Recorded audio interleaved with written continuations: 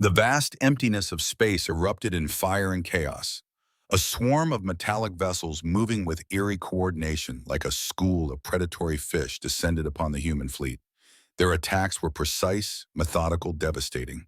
Ships exploded into brilliant silent bursts of light and debris. Defensive systems failing, they're adapting to our countermeasures. Aboard the command vessel, a slender figure with pale silver skin moved with quiet determination. Her hands danced across holographic controls as her dark eyes tracked multiple threat vectors simultaneously. With each adjustment, she made the human fleet's defenses shifted, countering the attackers' adaptations. "Who is that?" demanded the fleet commander. "Dr. Horizon," someone answered, the one they recruited from Arizona. A particularly massive enemy vessel broke through the defensive line, charging directly for the command ship. The silver-skinned woman never flinched. Her fingers traced a complex pattern in the air, and the human vessel executed a maneuver that should have been impossible. The enemy overshot, exposing its vulnerable underside. A barrage of concentrated fire tore it apart. The woman looked up, her eyes reflecting the destruction. Pattern identified. They're a hive mind. They adapt to structured responses. Her voice carried authority despite its softness. "Tell the fleet to abandon formation protocols. Each ship acts independently. Random, unpredictable movements and firing patterns. But that violates every tactical doctrine we have." She fixed the commander with a steady gaze. "That's exactly why it will work." As the human fleet scattered into apparent chaos, the enemy swarm faltered, unable to predict or counter the seemingly random human movements. For the first time, the harvesters retreated. What the galaxy didn't know yet was that humanity's greatest weapon against the alien threat had once been cast aside as worthless. Autumn sunlight filtered through tall windows, casting purple-tinged beams across the grand hall of Silvercrest Manor. Nestled in the remote mountains of Colorado, the estate's architecture was a strange blend of Earth design and alien aesthetics. Too angular in places, too smooth in others, as if designed by beings who understood human architecture only in theory. The hall buzzed with quiet anticipation. Several dozen observers with subtly silver-tinted skin had gathered for the demonstration, a tradition older than their time on Earth. At the front of the room, a woman in her late 60s sat on an elevated chair that resembled a throne. Though she appeared human at first glance, closer inspection revealed the silver undertone to her skin and an unnaturally perfect symmetry to her features. Eleanor Starlight, matriarch of the family and leader of their people, surveyed the room with cold authority. Her hands rested on armrests carved from a metal unknown to Earth science. She wore her age with dignity, the silver white of her hair complementing the metallic sheen of her skin. "Begin the demonstration," she commanded, her voice carrying without effort. A young woman stepped forward from a line of 4 daughters. Victoria, the eldest, moved with graceful confidence. She wore a formal blue dress that accentuated her athletic build. Without speaking, she extended her hand toward a collection of steel spheres arranged on a pedestal. The observers watched in respectful silence as the spheres rose into the air, rotating in complex patterns. Victoria didn't touch them. She controlled them with her mind alone. The steel balls danced faster, forming intricate, three-dimensional shapes before merging into a single flowing ribbon of metal that twisted and turned through the air. Eleanor's face remained impassive, but her eyes shone with approval. The second daughter, Lydia, demonstrated her ability to create force fields. Crystalline barriers of energy shimmered around her as assistants fired non-lethal projectiles that bounced harmlessly away. Amelia, the third daughter, showcased perhaps the most impressive ability: telepathic communication. Volunteers from the audience thought of words, images, and memories, which Amelia received and projected onto a large screen for all to witness. And then it was Sarah's turn. The youngest Starlight daughter approached the demonstration area. Unlike her sisters, her silver skin seemed paler, almost white. She was shorter and slighter of build, her movements less assured. At 26, she was still young by their standards, but old enough that her abilities should have been fully developed. A simple metal cube sat on the pedestal. Sarah's slim fingers stretched toward it, her brow furrowed in concentration. The audience waited. Nothing happened. She tried again, her breathing becoming more labored. Small beads of sweat formed on her forehead. The cube remained motionless. Whispers began to ripple through the crowd. Eleanor's knuckles whitened as she gripped her chair. Sarah closed her eyes, summoning every ounce of mental energy she possessed. The veins on her temples stood out with the effort. When she opened her eyes again, they were filled with desperate determination. The cube didn't even tremble. Her legs gave way and she sank to her knees. exhaustion and humiliation washing over her in equal measure. The whispers grew louder. Some observers looked away in secondhand embarrassment. Others watched with thinly veiled contempt. Enough! Eleanor's voice cut through the murmurs like a blade. Take her away. Two attendants helped Sarah to her feet and led her from the hall. She kept her gaze fixed on the floor, unable to meet the pitying or disgusted looks from the audience. Her sisters stared straight ahead, pretending not to notice her disgrace. The demonstration will continue, Eleanor announced, as if Sarah's failure were merely an unfortunate intermission. But everyone present understood what they had witnessed. In a society where mental abilities define worth, Sarah Starlight had just been judged and found wanting. The fire cast dancing shadows across the richly appointed study. Dr. Harrison Thompson stood by the window, gazing out at the mountains that concealed Silvercrest Manor from the world. At 72, his frame remained straight and military, though his hair had long since turned white. He wore the quiet dignity of a man who had seen much in his lifetime. Perhaps too much. We cannot keep her here, Eleanor said, pacing before the fireplace. Today's failure was merely the latest in a lifetime of disappointments. She brings shame to our family. She is weak, useless. Everything a Starlight should not be. Thompson turned from the window. His weathered face revealed nothing of his thoughts, but his blue eyes, remarkably sharp for his age, studied Eleanor carefully. What will you do with her, Your Excellency? He asked. His voice carried the subtle twang of the American Southwest, a stark contrast to Eleanor's precisely modulated tones. I will find a use for her, Eleanor replied, stopping her pacing to stare into the flames. Even a broken tool can serve a purpose. Thompson had been with the Starlight since the beginning, since that fateful day in October 1962 when their ship had appeared in Earth's atmosphere during the most dangerous days of the Cuban Missile Crisis. As an Air Force officer assigned to a top-secret reconnaissance unit, he had been among the first humans to make contact. He remembered how the American government, desperate for any edge over the Soviets, had quickly negotiated with these advanced beings. Land and resources in exchange for technology, a secret alliance. Now, 60 years later, the Starlight family controlled a vast technological empire. Their alien origins known only to a select few in the highest levels of government. Their advanced mental abilities remain their most closely guarded secret.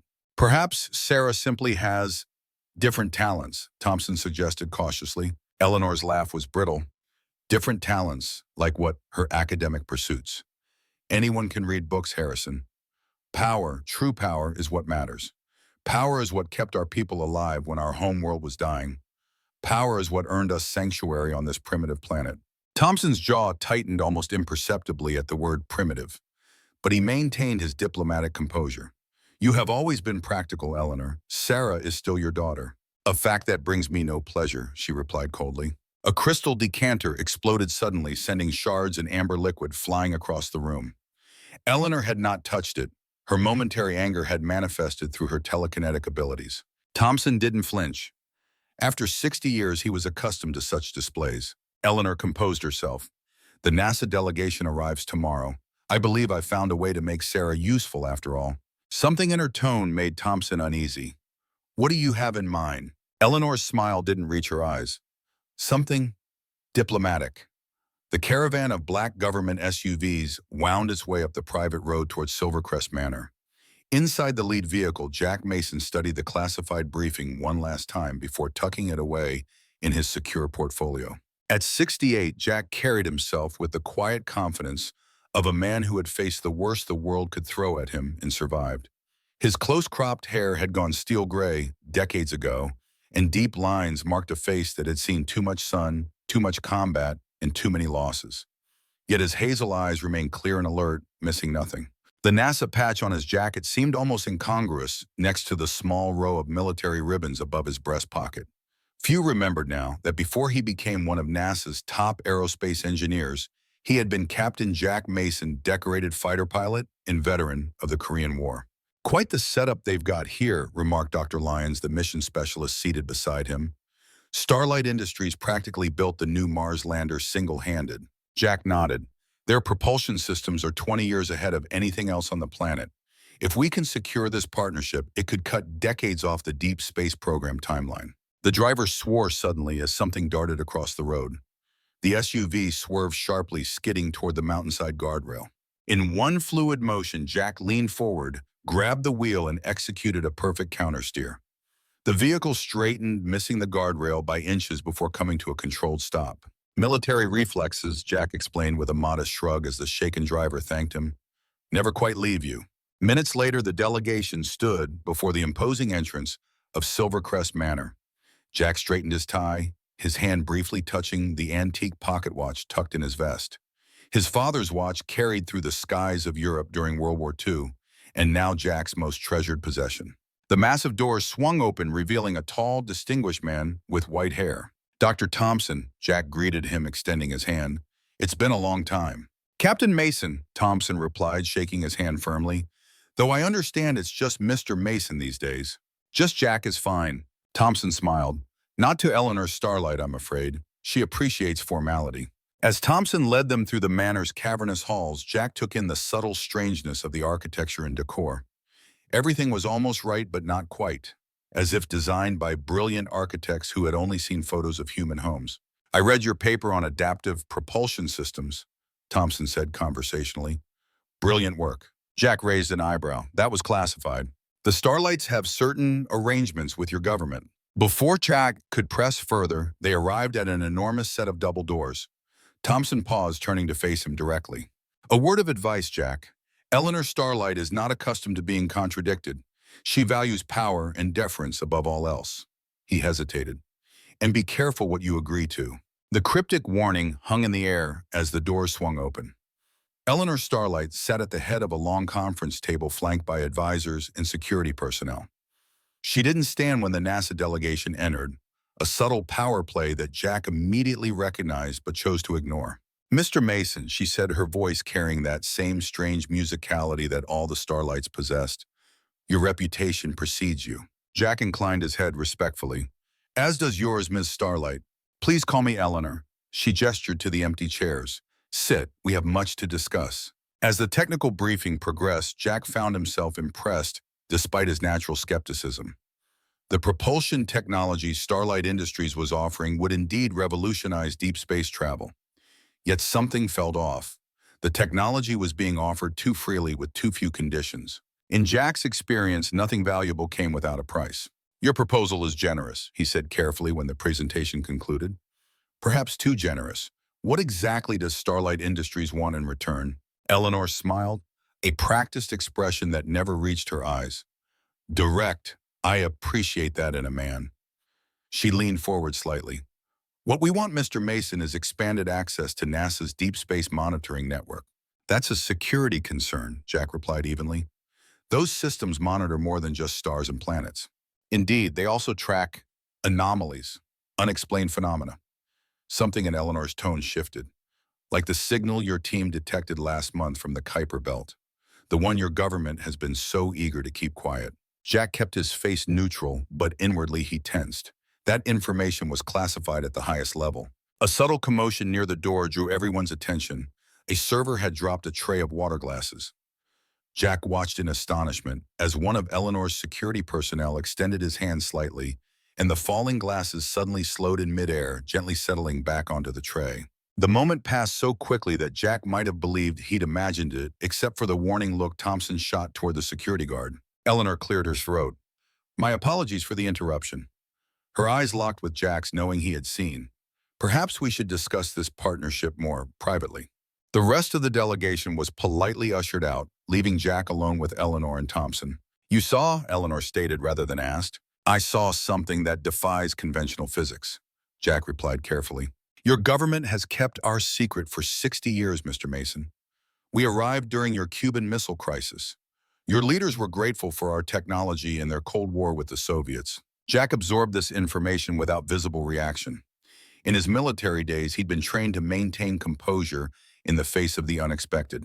So the rumors were true, he said. Roswell wasn't the first. Roswell was a weather balloon, Thompson interjected with a small smile. We were considerably more discreet in our arrival. Eleanor rose from her seat and moved to a window overlooking the mountains. I'll be direct, Mr. Mason. The technology we're offering NASA comes with conditions beyond mere access to your monitoring systems. I assumed as much. I propose an alliance of a more personal nature. Jack's expression remained neutral, but his mind raced through possibilities, none of them good. My youngest daughter, Sarah, lacks the abilities that define our people, Eleanor continued. She is by our standards disabled. However, she remains a starlight with our genetic heritage and knowledge. I'm not following, Jack said, though a sinking feeling told him he understood perfectly. A marriage, Mr. Mason, between you and my daughter, a symbolic union of our peoples. Eleanor turned from the window, her face a mask of benevolent diplomacy that couldn't quite conceal the calculation beneath.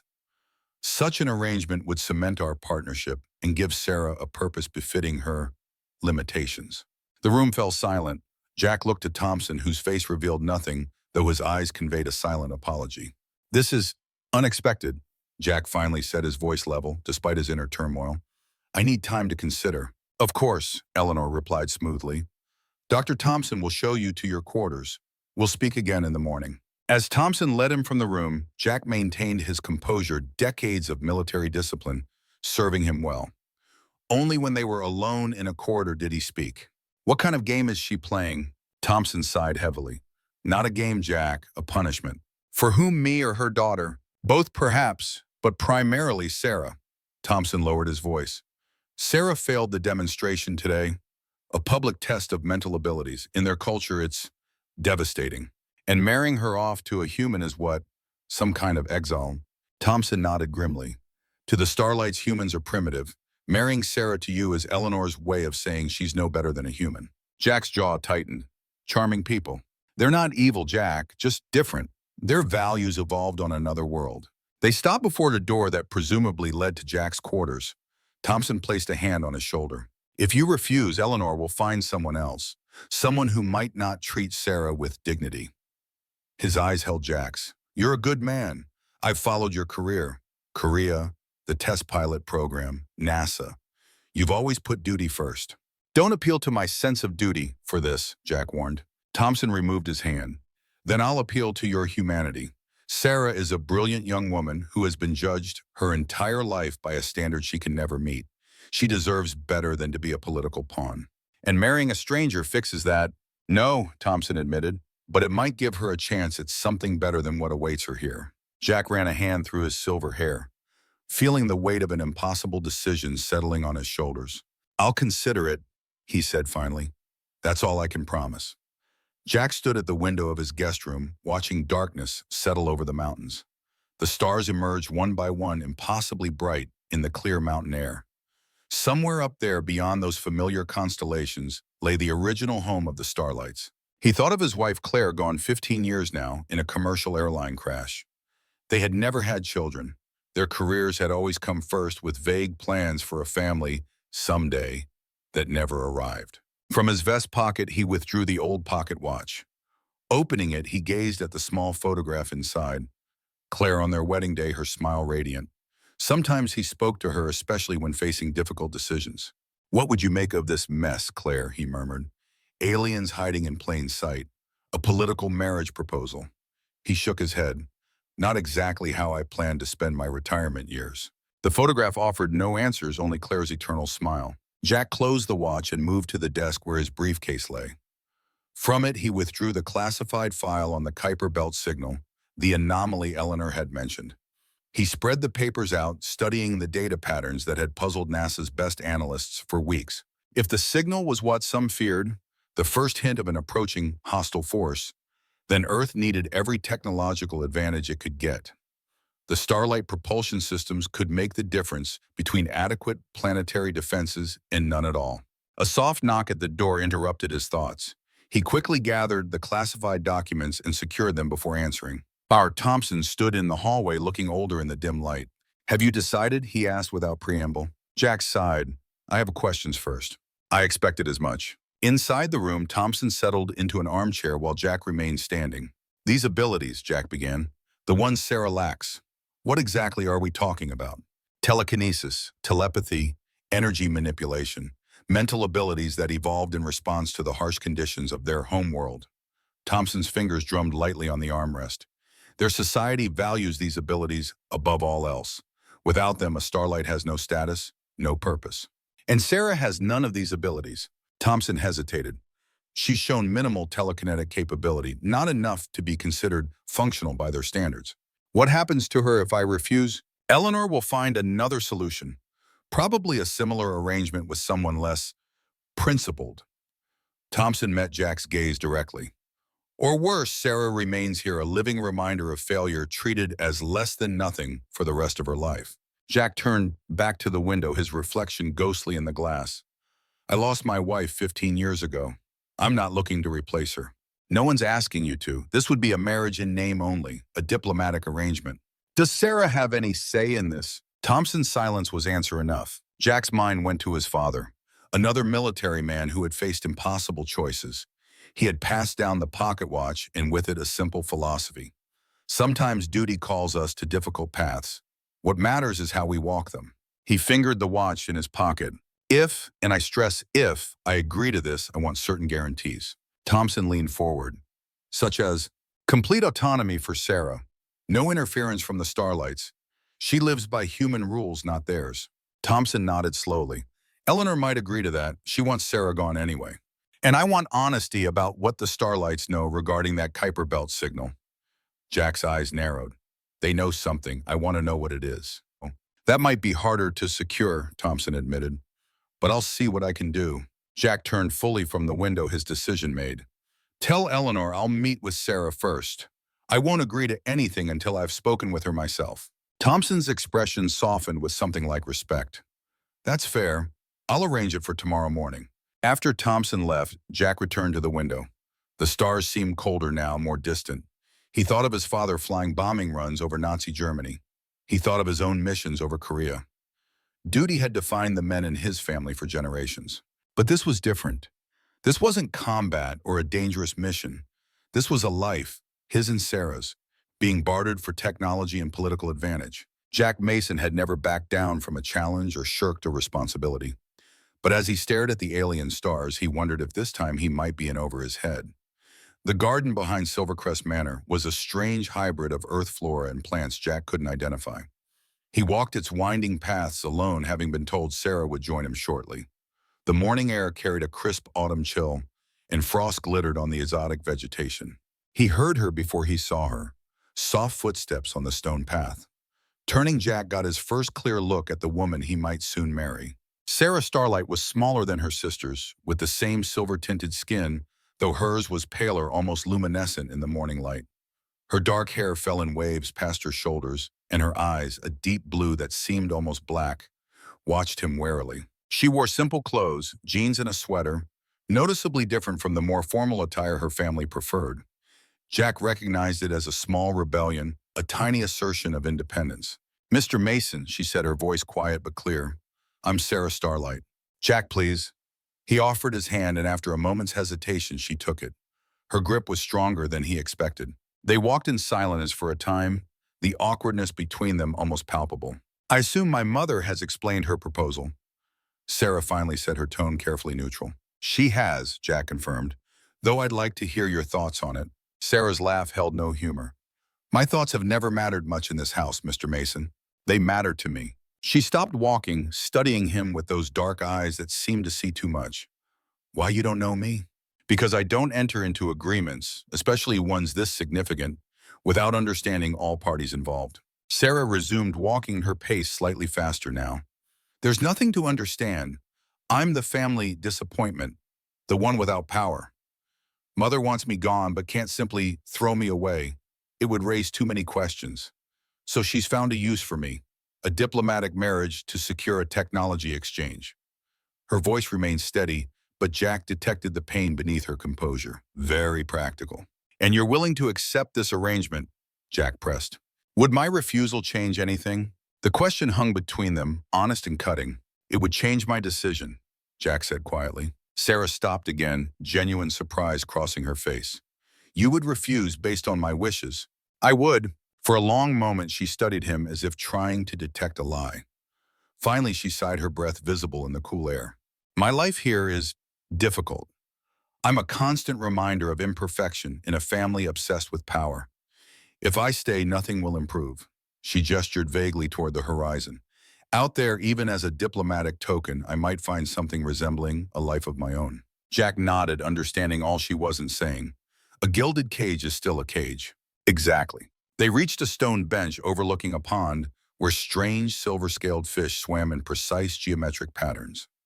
Sarah sat and Jack joined her, maintaining a respectful distance. "I have some conditions," he said. A flicker of something, hope perhaps, crossed her face, such as, "Wherever we live, it's our space. No starlight interference. You would be free to pursue your own interests, whatever they may be." Sarah's posture straightened slightly. "Mother would likely agree to that. She's eager to have me elsewhere." "I'm old enough to be your father," Jack continued bluntly. "I don't expect anything from this arrangement beyond mutual respect and cooperation." "A marriage in name only," Sarah clarified. "Yes, unless," Jack chose his words carefully, "unless feelings develop naturally over time. But there would never be any pressure or expectation." Sarah nodded slowly, her expression thoughtful. "Your conditions are surprisingly considerate. I've seen enough of life to know that dignity and respect matter more than most things." Jack turned slightly to face her. "Do you have conditions of your own?" The question clearly caught her off guard. I haven't thought about it." "You should. This affects your life as much as mine." Sarah was silent for a long moment, her eyes following the strange movements of the fish. When she spoke again, her voice was stronger. "I want to continue my studies. I've been researching Earth agricultural science, ways to adapt your crops to different environments." Jack raised an eyebrow, genuinely interested. "Any particular reason?" "Our people faced agricultural collapse on our home world. It's partly what drove us to Earth." A shadow passed across her face. "No one in my family cares about such primitive concerns. They think technology can solve everything, but history suggests otherwise." "I agree," Jack said. "Technology without practical application is just theory." For the first time, Sarah smiled, a small hesitant gesture that nevertheless transformed her face. "You're not what I expected, Mr. Mason." "Jack," he corrected gently. "And what did you expect?" "Someone who would see this arrangement as a burden, who would resent me for it." Jack considered his response carefully. "I've lived long enough to know that life rarely goes as planned. What matters is how we handle the unexpected." He paused. "I can't promise this will be easy, but I can promise you respect and a chance at a new beginning." Sarah extended her hand, a surprisingly formal gesture. "Then I accept the arrangement, Jack Mason." He took her hand, noting the quiet strength in her grip. "As do I, Sarah Starlight." As they sealed their unusual agreement with a handshake, neither could have predicted how their forced union would one day alter the fate of two worlds. The ceremony was a mockery of a wedding. The grand hall of Silvercrest Manor had been decorated with an odd mixture of Earth wedding traditions and strange alien symbols. The guests, mostly Starlight associates and a few government officials, watched with expressions ranging from amusement to thinly veiled contempt. Sarah wore a traditional white dress that seemed to emphasize her pale skin. Her face remained composed, but her eyes were empty, as if she had retreated deep within herself. Jack stood beside her in his best suit, back straight, expression dignified, despite the undercurrent of ridicule flowing through the room. An elderly Starlight elder performed the ceremony, speaking ancient words from their homeworld, followed by standard Earth wedding vows. Jack and Sarah repeated the phrases mechanically, never looking directly at each other. When it was done, polite applause rippled through the hall, undercut by whispered comments. "The failure and the primitive," one guest murmured. "Perfect for each other." "A fitting end for a disappointment," another agreed. Jack heard them all, his military-trained ears missing nothing. His jaw tightened, but he maintained his composure for Sarah's sake as much as his own. Eleanor Starlight rose to address the gathering, resplendent in a gown that seemed to capture and refract light in impossible ways. "Today, we celebrate a union that strengthens the bonds between our peoples," she announced, her voice carrying effortlessly through the hall. "My daughter and her new husband will reside at the NASA research facility in Arizona, where they will represent our ongoing partnership." She paused, her eyes briefly meeting Sarah's. "May they find happiness far from here." The meaning was clear to everyone present. This was no celebration. It was an exile disguised as diplomacy. The reception that followed was mercifully brief. Jack and Sarah accepted congratulations with appropriate grace, though few seemed genuinely happy for them. And Dr. Thompson was one of the exceptions, his handshake warm and his good wishes sincere. "Take care of each other," he told them quietly, "and remember, distance can sometimes be a blessing." As the evening wore on, Jack noticed Sarah growing increasingly pale and withdrawn. Making a quick decision, he approached Eleanor. "My wife appears fatigued," he said, emphasizing the word wife slightly. With your permission, we'll retire early. We have a long journey tomorrow. Eleanor's smile didn't reach her eyes. Of course. How considerate of you, Mr. Mason. She signaled to an attendant. Show them to the guest wing. As they followed the attendant through the mansion's labyrinthine corridors, Jack offered his arm to Sarah. After a moment's hesitation, she took it, her fingers barely touching his sleeve. Thank you, she whispered. Jack nodded, understanding everything she wasn't saying. 2 days later, a NASA transport plane touched down at a remote airstrip in the Arizona desert. The heat hit them like a wall as they descended the stairs, the dry air immediately pulling moisture from their skin. Sarah brought only one servant, Maria, a kind-faced woman who had been with her since childhood. Jack carried a single duffel bag containing his personal effects. The rest of their belongings would follow later. A military-style jeep waited to transport them to the research station. As they drove through the stark desert landscape, Sarah stared out at the endless expanse of sand and rock. It's beautiful, she said unexpectedly. So different from Colorado. Jack glanced at her, surprised by the comment. Most people don't find the desert beautiful at first. It's honest, she replied. No pretense, just survival. The Sunrise Research Station appeared on the horizon, a collection of low sand-colored buildings surrounded by experimental agricultural fields protected by massive climate-controlled domes. Solar panels glinted in the harsh sunlight, and satellite dishes pointed skyward like modern technological flowers. Home sweet home, Jack said as they pulled up to the main building. It's not Silvercrest Manor, but it has its charms. Sarah's expression remained neutral, but Jack thought he detected a flicker of relief in her eyes. It looks peaceful. They were shown to their quarters, a modest 2-bedroom apartment in the residential wing of the station. It was comfortable but utilitarian with simple furniture and desert-appropriate decor. Maria bustled about unpacking Sarah's things while Jack showed Sarah around. This will be your room, he said, opening a door to a bright bedroom with a large window overlooking the desert. I'll take the other one. The kitchen is small but functional. We can eat in the station's cafeteria if you prefer. Sarah stood in the center of the living room looking somewhat lost amid the unfamiliar surroundings. This is all very considerate. It's not charity, Jack said, correctly reading her discomfort, just basic decency. After Maria finished arranging Sarah's belongings, Jack showed the servant to her own quarters nearby. When he returned, he found Sarah standing at the large living room window, staring out at the desert twilight. I know this isn't what you imagined for your life, he said quietly. Sarah didn't turn. I stopped imagining a different life long ago, Mr. Mason. Jack, he corrected gently. Jack, she repeated, still facing the window. What happens now? He moved to stand beside her, keeping a respectful distance. Now we adapt. I'll return to my work here at the station. You're free to pursue your studies or explore other interests. This marriage was forced on both of us, but we're here now. We should try to make the best of it. Sarah finally turned to look at him, and for the first time he saw something besides emptiness or resignation in her eyes. She studied his face as if searching for deception or ulterior motives. Why are you being nice to me? She asked bluntly. I'm worthless. My own mother said so. Your mother was wrong, Jack replied, meeting her gaze steadily. No person is worthless. Sarah didn't respond, but something in her expression shifted.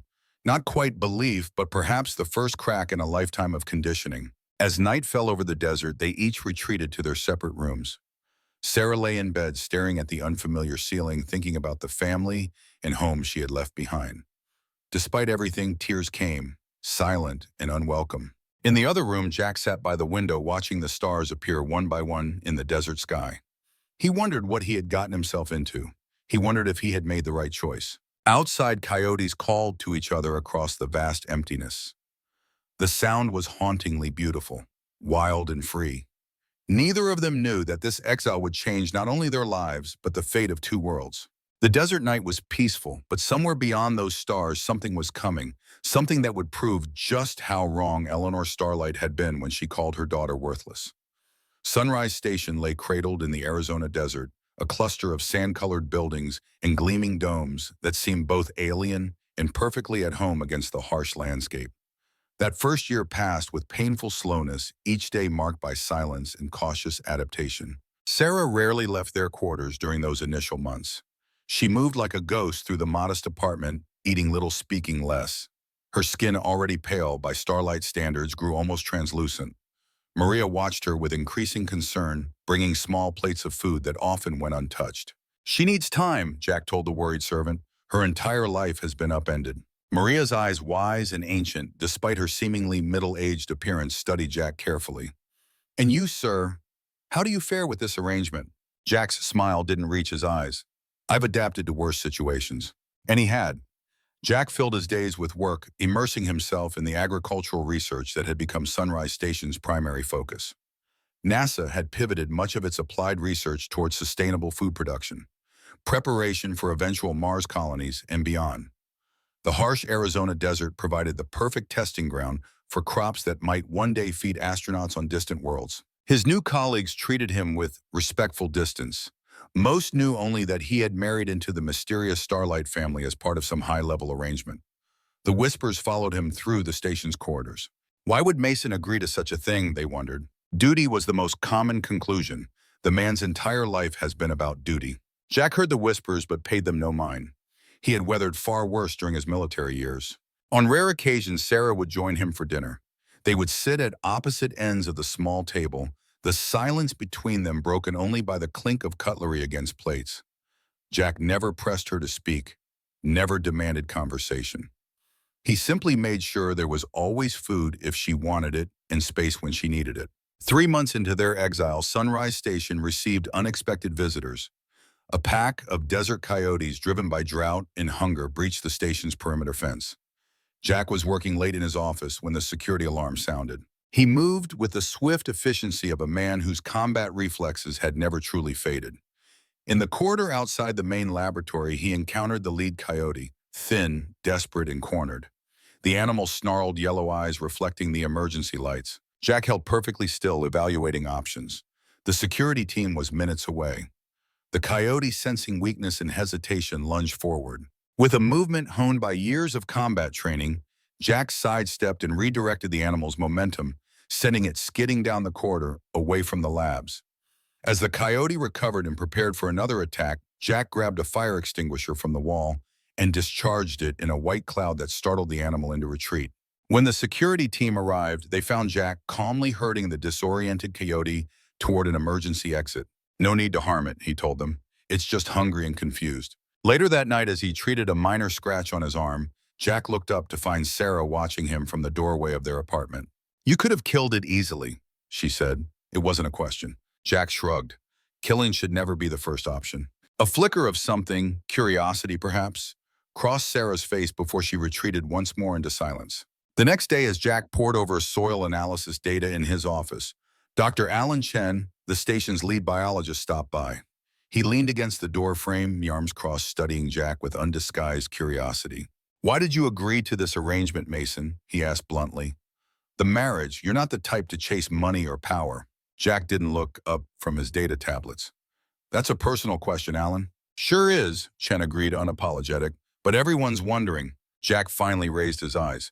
"Sometimes responsibility outweighs personal preference." Chen shook his head. "Always the dutiful soldier, aren't you?" "Former soldier," Jack corrected mildly. After Chen left, Jack sat back in his chair, his thoughts drifting to Sarah. In the 6 months they'd lived together, he'd learned almost nothing about her beyond what Thompson had told him.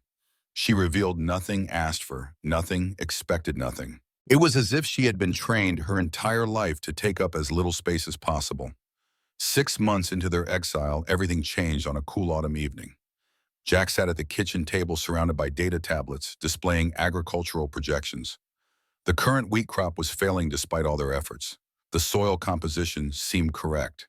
The irrigation systems were functioning perfectly, yet something was killing the plants at the root level. Sarah appeared in the doorway dressed in simple clothes that had replaced her formerly elaborate wardrobe. She watched him silently for a moment before speaking. "What's wrong?" she asked, her voice slightly rough from disuse. Jack looked up, surprised by the question, the first personal inquiry she had made since their arrival. "The wheat is dying," he answered honestly. "We can't figure out why. The soil has all the right nutrients. The water is clean, but something is killing it." To his surprise, Sarah moved closer and looked at the data displays. Her slender fingers traced patterns across the screens with unexpected confidence. "The mineral balance is wrong," she said, her voice growing stronger. "You have the right nutrients, but the ratios are incorrect for the root structure of earth plants. You need more calcium and less iron." Jack stared at her. "How do you know that?" "I studied agricultural science at the Royal Academy," Sarah said quietly.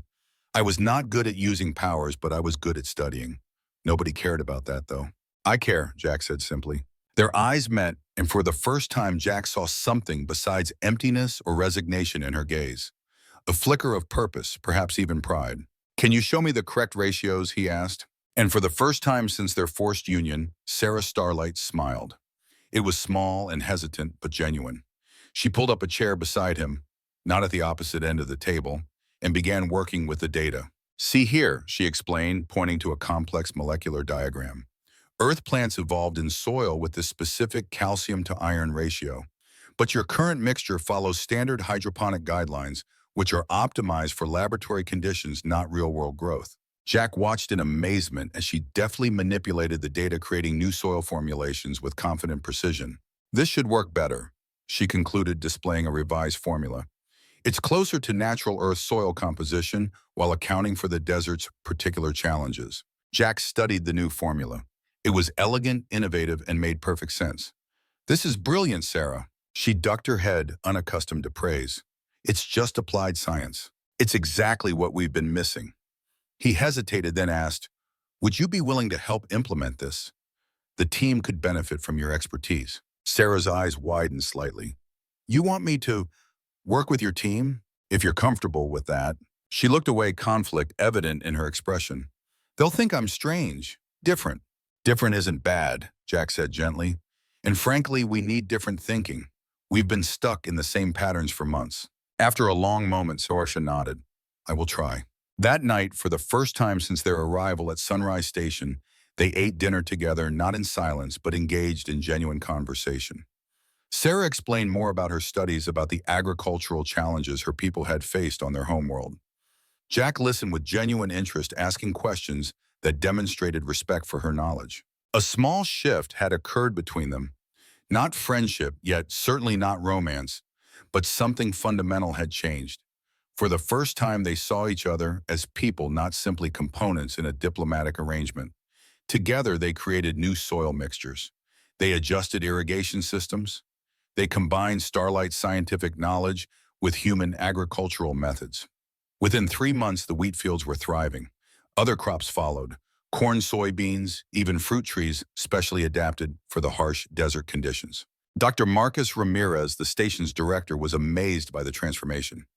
You two have done what our best scientists couldn't accomplish in 3 years, he said during an inspection of the flourishing fields. Would you be willing to help with other projects? Sarah hesitated, her old fear of failure surfacing, but Jack looked at her with quiet encouragement in his eyes. We will try, she said, and this time her voice held no uncertainty.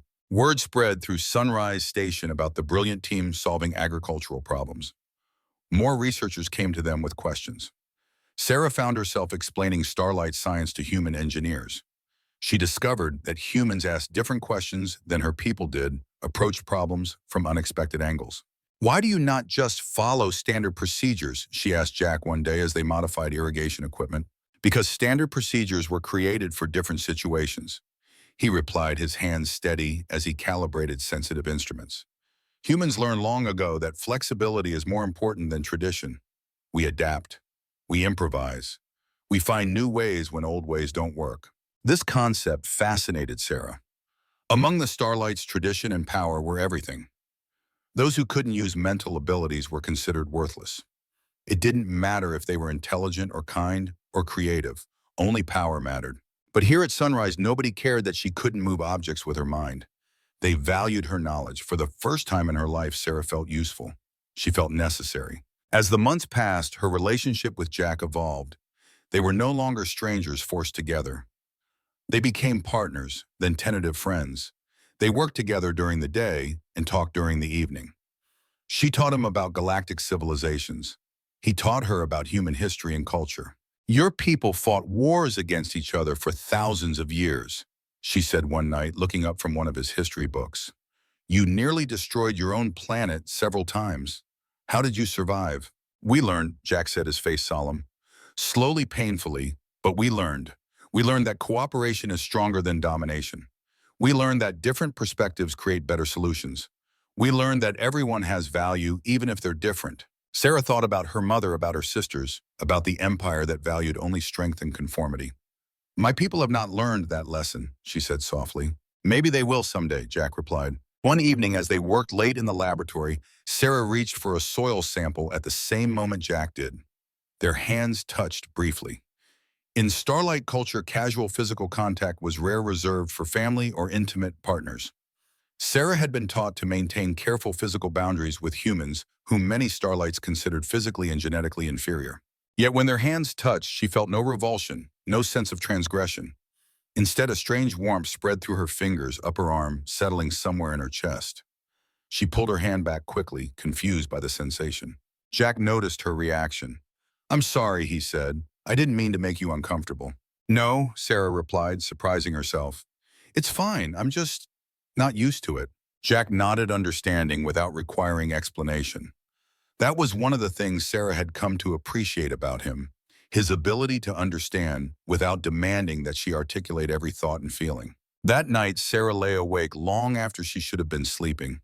She thought about the brief touch, about the strange warmth it had evoked. She thought about the way Jack listened when she spoke, truly listened, as if her words had value. She thought about how he treated her not as a burden or a failure, but as a person worthy of respect. No one had ever treated her that way before. 3 years after they arrived at Sunrise Station, Sarah realized something surprising. She was happy. She woke each morning excited to work. She had friends among the station's personnel. The humans treated her as one of them, not as a failed princess. And Jack, her arranged husband, had become the best friend she had ever had. The sunset painted the desert in shades of orange and purple as Sarah found Jack sitting on their small porch looking out at the horizon. After a moment's hesitation, she sat beside him, closer than she would have dared even a year ago. "Thank you," she said softly. "For what?" "For being kind to me when you didn't have to be. For treating me like a person, not a burden. For helping me see that I am not worthless." Jack turned to her, his weathered face softened by the fading light. "You were never worthless, Sarah. The people who said that were wrong. I'm glad you finally see what I saw from the beginning." Sarah felt tears in her eyes, but they were not the tears of shame or frustration she had known all her life. These were different, warmer somehow. "I think I love you," she whispered, the words slipping out before she could reconsider them. Jack's expression didn't change for a moment, and Sarah feared she had made a terrible mistake. Then his hand, calloused but gentle, covered hers. "I know I love you," he replied simply. They kissed as the sun set over the desert landscape. The marriage that began as an insult had become something real and beautiful. A year later, Sarah gave birth to a daughter. They named her Sophie. The little girl had her mother's silver skin and her father's dark eyes. She was beautiful, perfect in her uniqueness. 2 years after that, they had a son named Lucas. He had his father's skin tone but his mother's facial features. The children were remarkable from the start. Sophie showed artistic talent that amazed everyone. She painted pictures that seemed to capture feelings, not just images. Lucas was curious about everything. He asked endless questions and remembered every answer. Sarah and Jack established a research institute at Sunrise Station. They brought together human and starlight knowledge, creating new technologies and methods. Other research stations heard about their work and asked for help. They published papers under pseudonyms, afraid that Sarah's real identity might cause problems with the Starlight family. Word spread throughout the scientific community about Sunrise Station. It became known as a place where unconventional thinkers could find a home. Scientists who didn't fit into traditional research models came there. Brilliant minds who were considered odd or difficult found acceptance and purpose. The station grew wealthy from its innovations. Government funding increased as their breakthroughs in desert agriculture promised solutions to global food security challenges. Sarah wrote to her mother once telling her about Sophie and Lucas. Eleanor never replied. "She is missing so much," Sarah said sadly, watching her children play in the garden they had coaxed from the desert soil. "That's her loss," Jack set his arm around Sarah's shoulders. "We have everything we need right here." He was right. They had built a life together. They had a family. They had purpose and happiness. The exile that was meant to be a punishment had become a blessing. But across the stars, dark clouds were gathering. A new threat was coming, one that would change everything. And Eleanor Starlight, sitting in her mansion, would soon realize the terrible mistake she had made when she threw her daughter away. The research institute that Sarah and Jack founded grew larger every year. What started as a small building with 5 people became a campus with hundreds of researchers. Scientists came from across the globe and occasionally beyond. Sarah walked through the labs one morning watching people work. In one room, a human biologist collaborated with a visiting scientist from a distant research station. The man had been considered slow and methodical to a fault by his impatient colleagues. Here, his meticulous approach was revolutionizing experimental protocols by combining careful observation with creative hypotheses. In another room, a human doctor named Yunji worked with three specialists in experimental medicine. They were developing new treatments by combining different medical traditions. "Look at this," Yunji said excitedly, showing Sarah a glowing vial. "We combined starlight cellular regeneration techniques with human stem cell therapy. This could heal injuries that both our peoples thought were permanent." "This is incredible," Sarah said, examining the data. "Have you tested it on lab subjects?" "Yes, the results are amazing. We're ready for clinical trials." Yunji paused. 5 years ago, I was just a station doctor treating minor injuries. Now I'm working on medicine that could change lives. All because you and Jack showed us how to think differently." Sarah smiled. "You did the work. I just helped you see the possibilities." The Institute's innovations spread across the scientific world. Their improved farming methods had ended food shortages in regions previously considered unfarmable. Their energy systems were more efficient than anything previously developed. Their medical advances were saving lives. But they kept Sarah's identity secret. She published under the name Dr. Horizon, a mysterious scientist who never appeared at conferences. Some people thought she was human. Some thought she was an artificial intelligence. Nobody suspected she was a starlight. At home, Sophie and Lucas were growing up fast. Sophie, now 7 years old, had developed an unusual talent. She could not use telekinesis like pure starlights, but she had something different. She could sense emotions and translate them into colors. When someone was happy, she saw golden light around them. Sadness was blue. Anger was red. She painted these colors, creating art that made people feel deep emotions. "How do you do it?" asked her friend, Borum, a human girl from the neighboring research unit. "I don't know," Sophie said. "I just see the feelings and I paint them."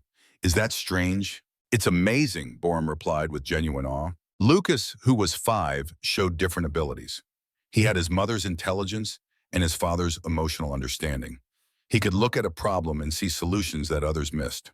When the neighborhood children played strategy games, Lucas won every time, not through aggression, but through clever thinking and cooperation.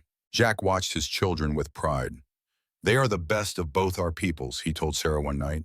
"They are also something new," Sarah replied. "Something neither humans nor starlights have seen before. I wonder what else hybrid children might be capable of." She hesitated.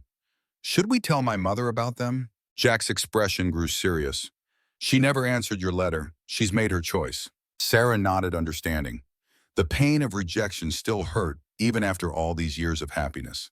The Institute published a major paper under Der Horizon's name. It was about energy field harmonics, combining starlight power generation principles with human engineering. The paper solved problems that had stumped scientists for decades. In the Starlight Manor, scholars debated who this mysterious doctor could be. Some suspected it was a group of scientists, not one person. Others thought it might be a rogue starlight sharing secrets. Eleanor Starlight heard about the paper but paid it no attention. She was busy with other matters. The family's influence was facing challenges. Business competitors were encroaching on their territory. Border disputes with neighboring properties were increasing. The family fortune was struggling under poor management decisions. Eleanor handled these issues the traditional way, with threats and force. Sometimes it worked. Often it did not. Meanwhile, Sunrise Station continued to thrive. The research campus had grown into a major institution with over 1,000 inhabitants. It was wealthy, safe, and happy. Scientists from around the world wanted to work there. The waiting list for research positions was years long. Other research stations adopted Sunrise's model. They welcomed diverse thinking. They combined different knowledge systems. They valued innovation over tradition. One day, a group of unusual visitors arrived at Sunrise. They were young starlights who had failed the power tests, just like Sarah. The Starlight family had no place for them, so they had fled. They were terrified when they learned that Sarah Starlight lived at the station. "Please don't send us back," their leader begged. "We cannot survive in the family. We are worthless there." Sarah looked at them and saw herself from years ago. "You are not worthless," she said firmly. "You are welcome here. Everyone has value. Everyone has something to contribute. Let's find out what your talents are." The young starlights wept with relief and gratitude. Sarah helped them settle in. She found positions that matched their skills. One was excellent with numbers and became a research accountant. Another loved working with plants and joined the agricultural research team. A third had a gift for teaching and became a STEM instructor for the station's children. "You saved us," one of them said to Sarah. "No," Sarah replied. "I just gave you the chance to save yourselves. That's what Jack taught me. Everyone deserves a chance." The success of Sunrise Station and similar research institutions did not go unnoticed. Other scientific organizations watched with interest and sometimes jealousy. The Starlights were particularly concerned about the spread of their closely guarded technological knowledge. Some in the Starlight family began to wonder if they had underestimated humans. Maybe being adaptable meant being stronger in new ways.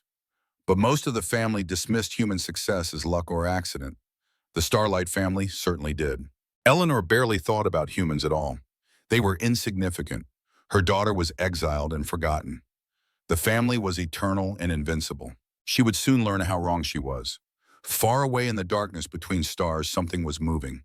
A massive fleet of alien ships was spreading through the galaxy like a plague. They were called the Harvesters, and they had only one purpose: to consume and expand. They had destroyed a dozen civilizations already. Now they were heading toward Earth, where the great Starlight family lived. The storm was coming, and when it arrived, everything would change. The first warning came from the outer solar system monitoring stations. Small scientific outposts stopped communicating. Exploratory vessels disappeared without distress calls. At first, NASA thought it was equipment failures or asteroid collisions. Then a single escape pod was found drifting near Jupiter. The survivor was a scientist barely alive. He told a terrifying story. A swarm of alien ships had appeared without warning. They moved like a school of fish, perfectly coordinated. They attacked the research station without mercy or communication attempts. "What are they?" the NASA director demanded. "They call themselves the Harvesters," the scientist whispered before losing consciousness. Eleanor Starlight was immediately informed. The news reached her during a family council meeting at Silvercrest Manor. Her oldest daughter, Victoria, was among those present. Victoria was everything Sarah was not: powerful, confident, ruthless. She commanded the family's security forces and had won many corporate battles. "This harvester threat must be eliminated quickly," Eleanor said. "We cannot show weakness.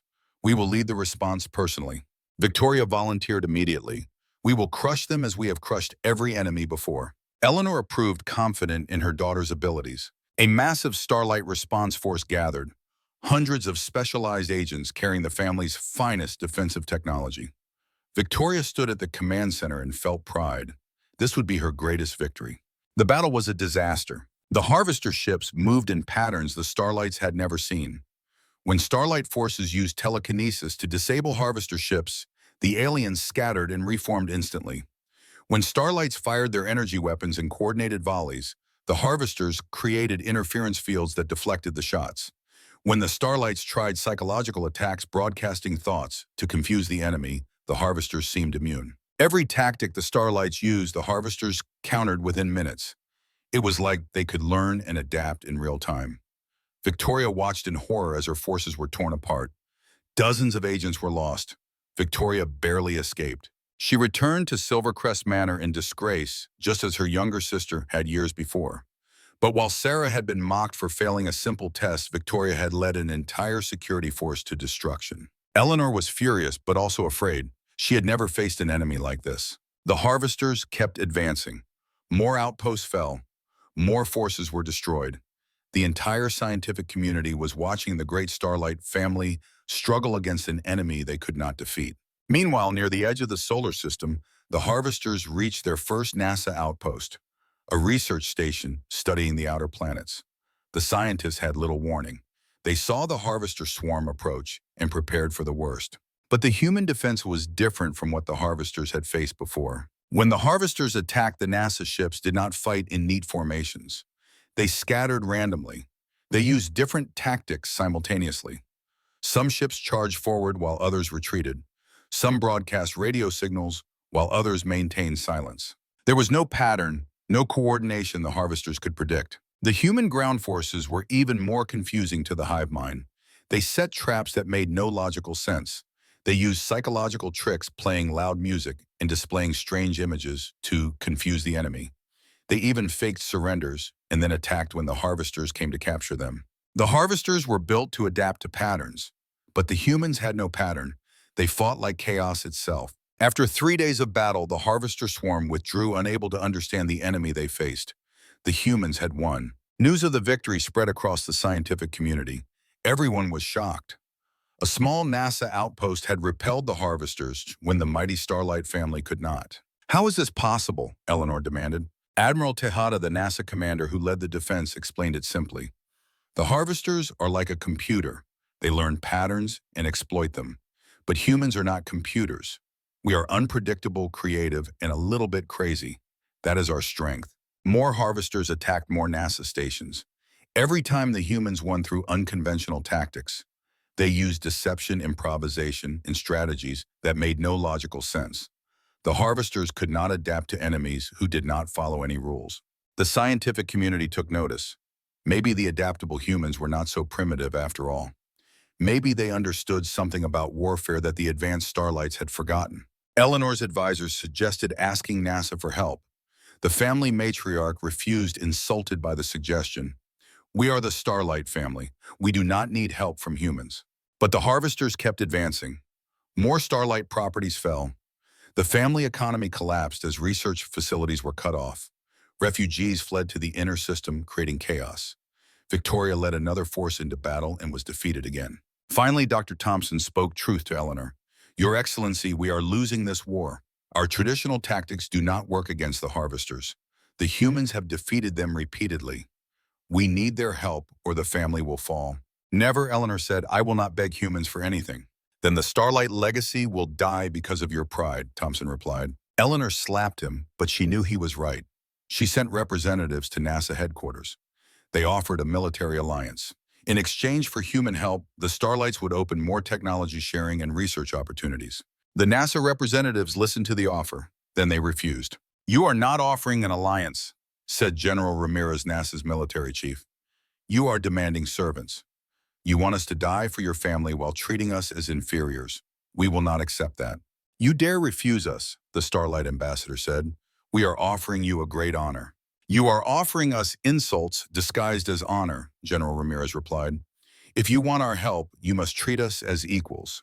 Full partnership, shared decision-making, and most importantly, respect." The ambassador returned to Eleanor with the news. She was enraged. "Equals? These humans think they are our equals." But the harvesters did not care about pride or tradition. They kept killing. They kept conquering. The Starlight family was dying. Eleanor faced a choice: swallow her pride or watch her family fall. She chose pride. The war continued. Dozens of outposts were lost. The harvester swarm grew larger, with each victory consuming resources and building more ships. They were like a plague spreading across the solar system. And then the harvesters reached the core territories. They attacked Silvercrest Manor itself. The battle lasted 3 days. The family threw everything it had at the invaders. It was not enough. The harvesters won. Eleanor evacuated to a secondary estate in another state. For the first time in the family's history, their home had fallen to an enemy. Eleanor sat in her new study and felt the weight of failure crushing her. Dr. Thompson approached carefully. "Your Excellency, we have no choice now. We must ask the humans for help." "They will not help us," Eleanor said bitterly. "We refuse their terms." "There might be another option," Thompson said slowly. "We could ask Dr. Horizon for help." "Who?" "The scientist who has been publishing revolutionary papers. The one everyone is talking about. Some believe Dr. Horizon might be Starlight. If that's true, they might help the family out of loyalty to their people." Eleanor felt a spark of hope. "Find this Dr. Horizon. Offer them anything they want. We need their genius to save the family." Thompson bowed and left. He had a secret he had not shared with Eleanor. He had spent months investigating Dr. Horizon's identity. He had followed the trail of publications, traced the research institute, and discovered the truth. Dr. Horizon was Sarah Starlight, the daughter Eleanor had called worthless. The daughter she had exiled and forgotten. The daughter she had married to a human as an insult. That daughter had become the greatest scientific mind of her generation. Thompson wondered what Eleanor would do when she learned the truth. Would she swallow her pride and beg for help from the child she had thrown away? He was about to find out. The desert sunrise painted the research campus in hues of gold and amber. Over a decade of work had transformed the once modest Sunrise Station into a sprawling center of innovation. Gardens flourished where sand once dominated.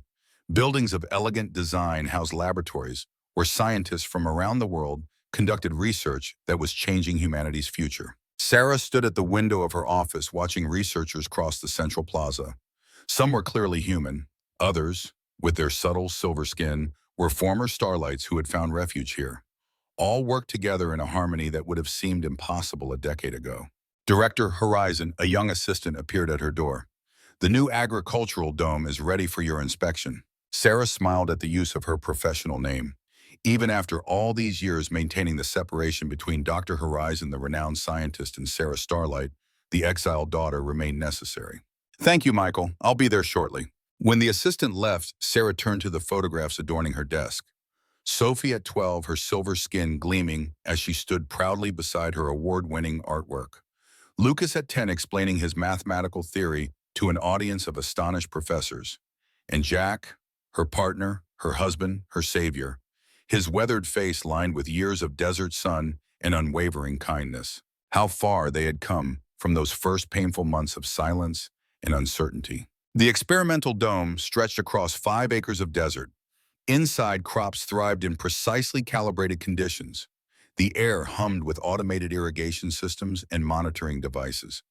This latest design could be deployed anywhere on Earth or beyond, creating food production in previously uninhabitable environments. "Impressive, isn't it?" Jack appeared beside her, his hair now fully white, but his posture still military straight despite his 78 years. From failing wheat to this in 10 years. Sarah took his hand, the gesture natural after years of marriage. "Sometimes I can hardly believe it myself." They walked the perimeter of the dome, discussing technical specifications with the research team. The younger scientists watched them with barely concealed awe, the legendary founding couple whose partnership had built this scientific haven. As they completed their inspection, Dr. Yunji approached, tablet in hand, her face grave. "You need to see this," she said, extending the device. "It just came through from NASA headquarters." The screen displayed classified footage from a deep space monitoring station. The images showed a massive swarm of ships moving with eerie coordination. They engulfed a research platform, dismantling it with mechanical precision. "The harvesters," Jack breathed, his expression darkening with recognition. Sarah felt a chill of ancestral memory. "My people encountered something similar generations ago. It drove them to Earth." "They've already destroyed 3 outposts in the outer solar system," Yunji explained. "NASA is mobilizing, but—" Her voice trailed off, the implication clear. "But they've never faced anything like this before," Jack finished for her. Later that evening, alone in their home, Sarah and Jack reviewed more classified data sent by their NASA contacts. The harvester's pattern of advance was methodical, unstoppable. They moved like a single organism, with countless parts adapting instantly to any defense. "The Starlight family will respond with force," Sarah said, studying the projected path of the alien fleet. "It's the only response they know." "And it will fail," Jack replied, his voice heavy with certainty. "Conventional tactics won't work against a hive mind." Sarah looked up sharply. "How can you be so sure?" "Because I've seen it before." Jack's eyes grew distant. "During Korea, we encountered a Chinese battalion that moved with perfect coordination. Traditional military doctrine said to target their command structure. But they distributed command. There was no central point to attack." "What did you do?" "We abandoned doctrine entirely. Every man acted independently, no pattern, no coordination for them to predict. It was chaos, but it worked." Jack turned to her. "The harvesters learn patterns. They adapt to structured responses. And humans are anything but structured," Sarah finished, understanding dawning in her eyes. "That's why NASA outposts have repelled them while Starlight forces were decimated." Their discussion was interrupted by the communication system. A message from NASA headquarters, classified urgent. Jack activated the secure channel. General Ramirez appeared on screen, his face grim. "Mason, Dr. Horizon, I'll be direct. The harvester swarm has breached inner solar system defenses. The Starlight family compound was hit yesterday. Heavy casualties." Sarah felt a strange hollowness in her chest. Despite everything, Silvercrest Manor had been her childhood home. "What's the Starlight response?" Jack asked. "Disastrous. Their forces attacked in perfect formation with coordinated tactics. The harvesters adapted within minutes. Victoria Starlight led the counter-offensive personally. She barely escaped with her life. And my mother? Sarah asked the question, slipping out before she could stop it. Ramirez's expression shifted, registering surprise at the personal connection. Eleanor Starlight evacuated to a secondary location. She's alive, but the family's power is broken. After the communication ended, Sarah stood motionless by the window. Outside, desert stars glittered with cold clarity, the same stars that had witnessed her exile years ago. "Are you all right?" Jack asked softly. "I should feel something," Sarah replied. "Grief, perhaps, or satisfaction at their downfall. Instead, I feel nothing." Jack didn't offer platitudes or easy comfort. After decades of marriage, he knew when silence was the greater kindness. "The children should be told," Sarah said finally. "Whatever happens next, they deserve to know their heritage." Sophie and Lucas listened without interruption as their parents revealed the full truth of Sarah's past. The silver-skinned family of immense power and wealth, the failed demonstration, the exile disguised as marriage. "So I'm not just half human," Sophie said, her artist's eyes studying her silver hands with new understanding. "I'm half royal." "Not royal," Sarah corrected gently, "but yes, from a family with significant power."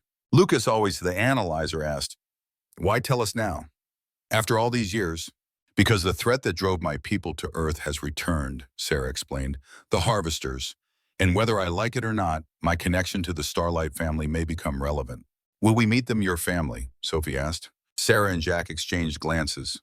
"That depends on what happens next," Jack answered carefully. That night, after the children had gone to bed, Sarah found Jack in his study examining tactical displays of harvester movements. "They're adapting faster with each engagement," he said without looking up.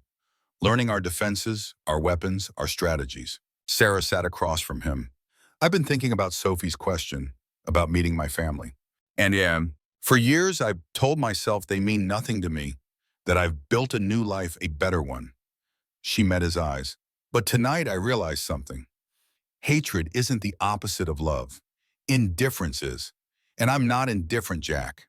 After all this time, I still care what happens to them." Jack nodded slowly. "I've suspected as much. You wouldn't be the woman I love if you could truly turn your back on your own blood, no matter what they did." "What should I do?" "That's not for me to say." Jack took her hand. "But whatever you decide, I'll stand with you." Their moment was interrupted by an urgent alert from the station's security system. A spacecraft was approaching, sleek, expensive bearing, Starlight family markings. It had bypassed normal channels, coming directly to Sunrise Station's airspace. "It seems," Jack said grimly, "the decision has been made for us." The Starlight craft landed on the research campus's private airfield as midnight approached. Campus security established a perimeter more to protect the visitor from curious scientists than from any perceived threat. Sarah and Jack waited in the administration building's conference room. Jack wore his formal NASA uniform with its rows of ribbons and medals, a subtle reminder of his own status and history. Sarah wore the simple clothing she preferred, making no concessions to her former family's sense of ceremony. When the doors opened, Dr. Thompson entered first. The years had bent his once military posture, and his face carried more lines than when they'd last seen him, but his eyes remained sharp. "Sarah," he said, genuine warmth in his voice, "you look well. Life in exile has agreed with you." "Not exile," Sarah corrected. "Freedom." Thompson nodded. "A perspective I've come to appreciate." He turned to Jack, extending his hand. "Mason, still standing guard after all these years." "Some duties become privileges," Jack replied, shaking the offered hand. Thompson's expression sobered. "I wish this were merely a social call, but I'm afraid circumstances are dire." "The harvesters," Sarah said. "Yes, they've devastated our defenses. Victoria's forces have been decimated twice. Our traditional tactics are useless." "While NASA's unorthodox approaches have proven effective," Jack noted. Thompson nodded grimly. "Precisely why I'm here, but not alone." He stepped aside as the conference room doors opened wider. Eleanor Starlight entered with the regal bearing that had once cowed government officials and business rivals alike. Her silver hair was now pure white, and lines of stress and age marked her face, but her spine remained straight, her chin high. Pride still emanated from her like a force field. Behind Sarah, Jack shifted slightly, a protective movement born of decades as her defender. Sarah placed a restraining hand on his arm, her eyes never leaving her mother's face. For a long moment, silence stretched between them, heavy with years of absence and unspoken words. "Hello, Mother," Sarah finally said, her voice steady despite the storm of emotions beneath. Eleanor's perfect composure cracked slightly. Her eyes moved over Sarah, taking in the changes that a decade had wrought. The confidence, the strength, the quiet dignity that had replaced the timidity of youth. "Sarah," she replied, her musical voice exactly as Sarah remembered. "You look, well." "I am well," Sarah gestured to Jack. "You remember my husband?" Eleanor inclined her head slightly. "Mr. Mason." "Mrs. Starlight," Jack replied with equal formality. "Please sit," Sarah said, indicating the conference table. "I assume this isn't a social visit." As they seated themselves, the power dynamics in the room shifted subtly. This was Sarah's domain. Here, Eleanor was the supplicant, not the ruler. "I'll be direct," Eleanor said. "The family is facing extinction. The harvesters have destroyed our primary compound and multiple properties. Our defenses have failed, our traditional methods are ineffective. And now you seek help from those you once considered beneath you," Sarah observed. Eleanor's jaw tightened, but she did not deny it. "Dr. Thompson has informed me that you are the scientist known as Dr. Horizon." "I am. Your research, your innovations, they've changed scientific understanding in ways I never thought possible." Eleanor's voice faltered slightly. "Ways I never thought you capable of." "Because I couldn't move objects with my mind," Sarah said, the old pain evident despite her control. "Yes." Eleanor looked down at her hands, an unprecedented gesture of uncertainty from a woman who had always projected absolute confidence. "I was wrong about many things, it seems." Thompson cleared his throat. "The harvesters will reach major population centers within days. Conventional military responses have failed. NASA's unconventional tactics have succeeded, but only at small outposts. We need a comprehensive strategy that combines Starlight knowledge with human adaptability." "And you believe I can provide this," Sarah said. "We know you can," Thompson replied. "You've been doing it for years. Your entire research philosophy is built on the synthesis of different knowledge systems." Eleanor raised her eyes to meet Sarah's directly. "I came here to ask for your help," she said, each word clearly difficult. "The family needs you." "The family cast me out," Sarah replied, her voice quiet but firm. "You cast me out. You called me worthless to my face and married me off as punishment." "I did." Eleanor's admission hung in the air between them. "I was wrong." In all her childhood, Sarah had never heard her mother admit error. The words seemed to alter the very atmosphere of the room. "I am not the same person who left Silvercrest Manor," Sarah said after a moment. "I won't be controlled or belittled again, not by you, not by anyone. Not by—" "I'm not asking to control you," Eleanor replied. "I'm asking for your help, your expertise, your forgiveness, though I have no right to it." Sarah studied her mother's face, searching for the manipulation, the hidden agenda that had characterized their relationship throughout her childhood. Instead, she saw something she had never expected: genuine regret. "I need time to consider," she said finally, "and I have conditions." "Name them," Eleanor said immediately. "Not tonight. Return tomorrow. There are people you should meet first." Eleanor's brow furrowed in confusion, but Thompson's eyes widened with understanding. "Your children," he said softly. Sarah nodded. "My children, your grandchildren. The ones whose letters you never answered." Morning light streamed through the windows of Sarah and Jack's home on the edge of the research campus. The modest house, surrounded by a garden coaxed from the desert soil, stood in stark contrast to the opulence of Silvercrest Manor. Eleanor waited in the living room, uncharacteristically tense. Dr. Thompson sat beside her, his presence a calming influence. Sarah had gone to bring the children, leaving Jack as an uncomfortable sentinel. "Your home is pleasant," Eleanor said, attempting conversation. "It's exactly what we wanted," Jack replied. "Built for comfort, not impression."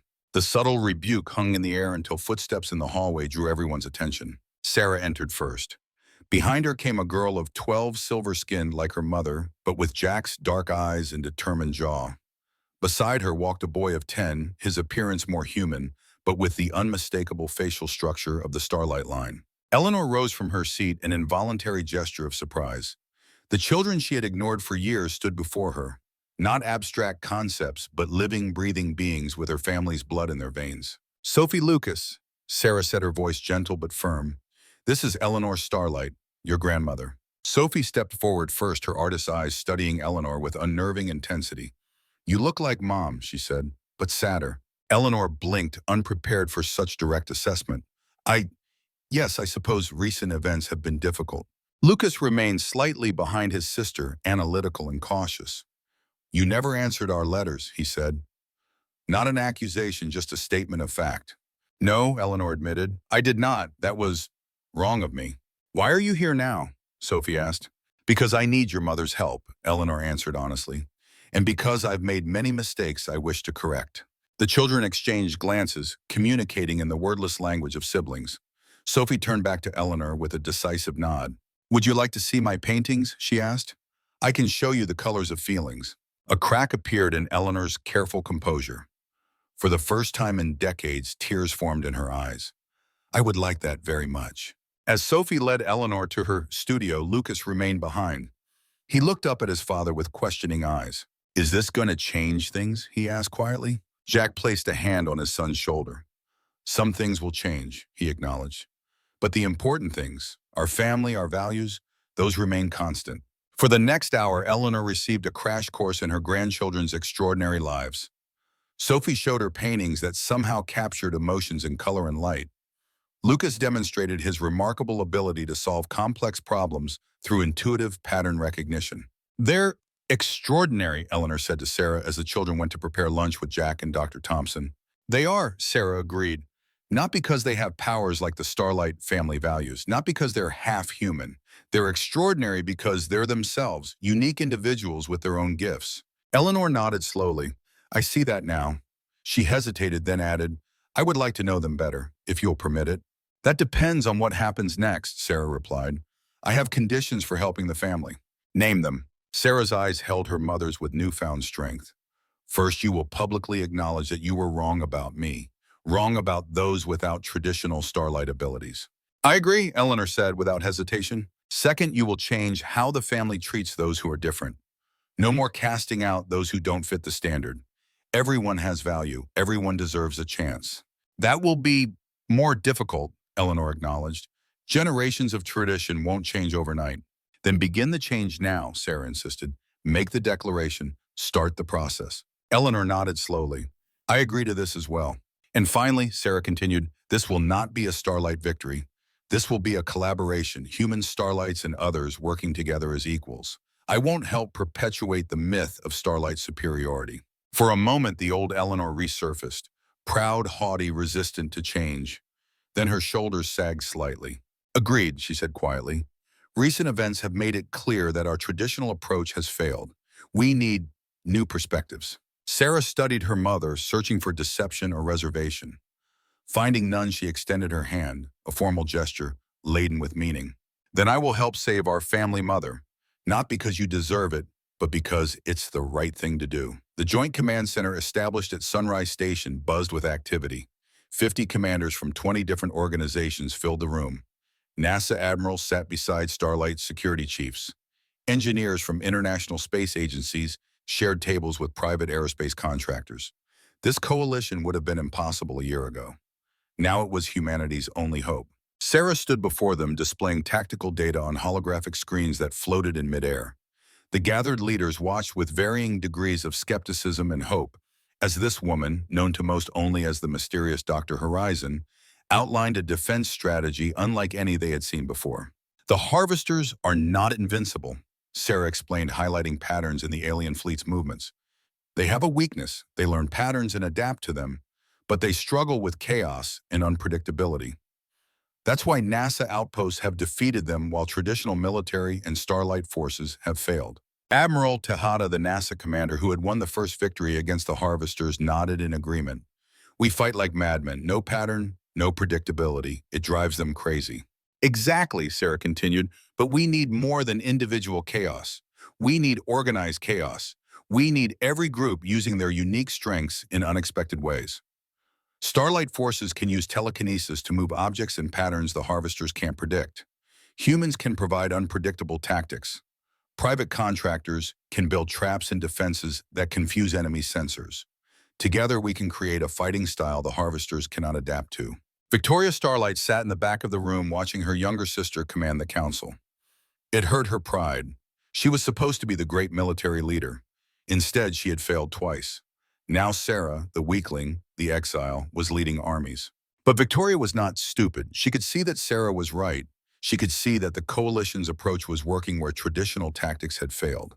Slowly, her jealousy began to transform into respect. Jack worked with the logistics teams coordinating supply lines and communications. He ensured that different groups' equipment worked together. It was complex work, but he had learned over the years how to bridge cultural and technical differences. The Coalition fleet assembled at a staging area near the edge of Harvester-occupied space. It was the largest combined force in history. Thousands of ships from dozens of organizations all working together with a single purpose. Eleanor observed the preparations from her command ship.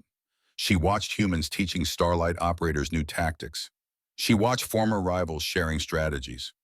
She saw what her daughter had built, not just an army, but a true alliance. "This is what I should have created," Eleanor said to Dr. Thompson. "Unity through cooperation, not domination. Strength through diversity, not conformity." Sarah understood this from the beginning. She learned it from her husband. "The humans have always known these lessons," Thompson replied. "They survived their own terrible history by learning them." The first major engagement came at a Starlight compound that had been occupied by harvesters for 6 months. The Coalition forces arrived and immediately implemented Sarah's strategy. Starlight ships used telekinesis to throw asteroids at the harvester fleet, but not in coordinated volleys. Each ship threw rocks at random intervals and angles. The harvesters could not predict the attacks. NASA ships darted in and out using guerrilla tactics. They attacked, retreated, then attacked from different angles. There was no pattern.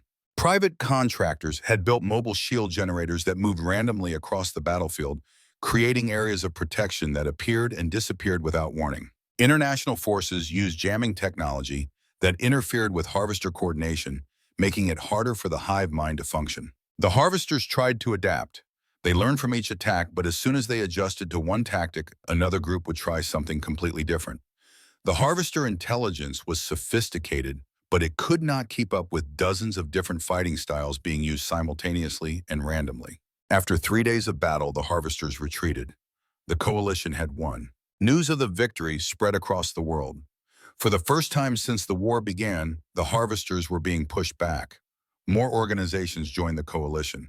The tide was turning. Over the next months, they liberated outpost after outpost. Sarah continued developing new weapons and strategies. She designed devices that exploited weaknesses in the harvester hive mind. She created communication jammers that confused their coordination. Jack organized the reconstruction efforts behind the front lines. Damaged facilities needed repair communications and infrastructure. He coordinated relief efforts, combining the strengths of different groups to rebuild quickly. Their children, Sophie and Lucas, lived with them on the command ship. The Coalition soldiers loved the children. Sophie painted portraits of the warriors, capturing their bravery and hope. Lucas invented games that helped soldiers relax between battles. Victoria Starlight had been working hard to redeem herself. She studied human tactics and combined them with Starlight tradition. She led a strike team that successfully destroyed a harvester command node, cutting off coordination for an entire sector. When she returned victorious, Sarah was waiting at the landing bay. "You did well, sister," Sarah said. Victoria bowed her head. "I owe you an apology. I mocked you for years. I called you worthless. I was wrong. You were always stronger than me. I just couldn't see it. We were both victims of a system that valued the wrong things," Sarah replied. "You are not weak, Victoria. You are brave and powerful. You just needed to learn that power is not the only thing that matters." The sisters embraced for the first time since childhood. The moment was captured by a photographer and became famous across the world.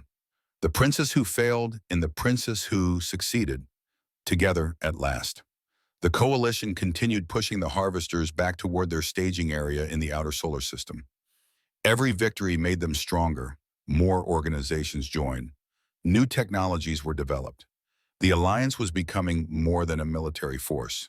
It was becoming a new way for humanity and Starlights to operate. Eleanor held a ceremony to honor the Coalition's heroes. She stood before thousands of soldiers and millions watching on broadcasts. "I have been a fool," she said, her voice strong despite the humbling words. "I believed that power and conformity made civilization strong. I was wrong. Cooperation and diversity make us strong. I threw away my own daughter because she did not fit my narrow definition of worth. She was not worthless. I was blind." She turned to Sarah. "Sarah Starlight, I apologize publicly for the pain I caused you. You were always valuable.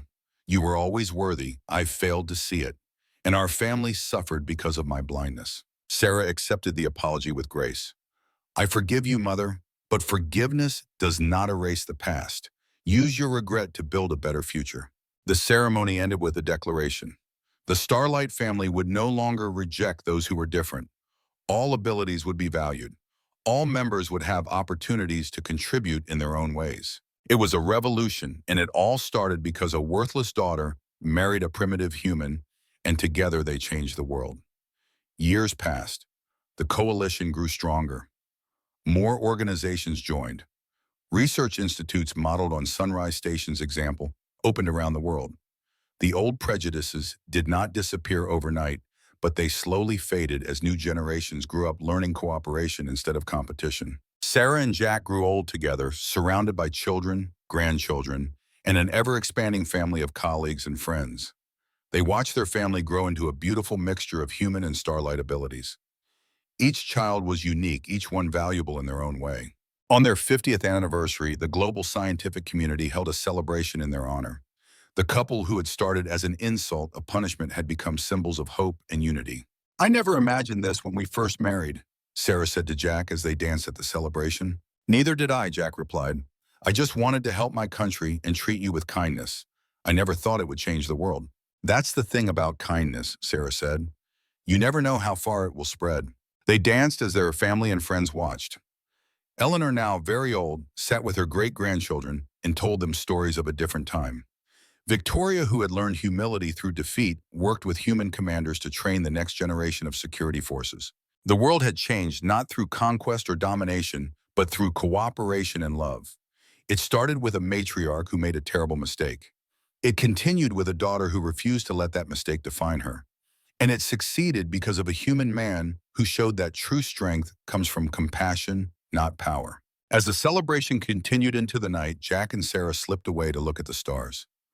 They held hands and thought about the journey that had brought them here. "Do you regret any of it?" Jack asked. "The pain, the exile, the struggles." Sarah thought for a moment. "I regret the pain my mother caused me. I regret the years we lost. But I do not regret where we ended up. If I had been accepted by the family, I would have lived a comfortable but empty life. Instead, I found purpose, love, and a family beyond anything I imagined." "Then your mother's cruelty led to something good," Jack said. "Sometimes the worst things lead to the best outcomes," Sarah agreed. "But that doesn't make them less wrong.